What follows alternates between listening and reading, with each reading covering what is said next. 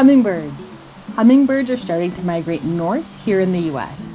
They love big open flowers like zinnias.